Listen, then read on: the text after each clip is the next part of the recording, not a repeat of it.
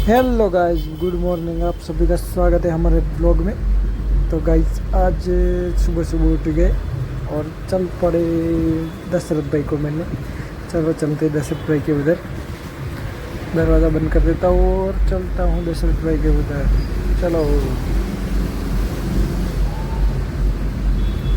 चलो सीढ़ियों से नीचे उतर के बाइक स्टार्ट करके जल्दी जाते हैं दशरथ भाई के यहाँ।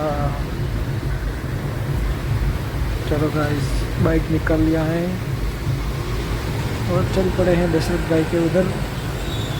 दशरथ भाई को मिलेंगे और दशरथ भाई को कहेंगे भाई चाय पिलाओ। आज की चाय पियेंगे दशरथ भाई के पास सुबह सुबह से।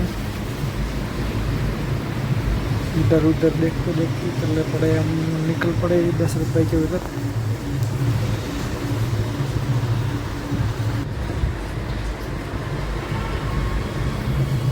तो गाइस पहुंचने वाले हैं दशरथ भाई के दुकान पे और जल्दी मिलवाते दशरथ भाई को।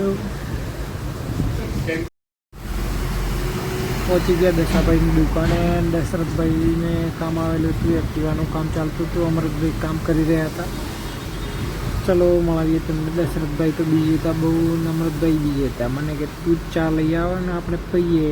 પછી હું નીકળી ગયો ચા લેવા, નાઈ ગયો ચા લેવા। ચા લઈને જતો રહ્યો ફટાફટ।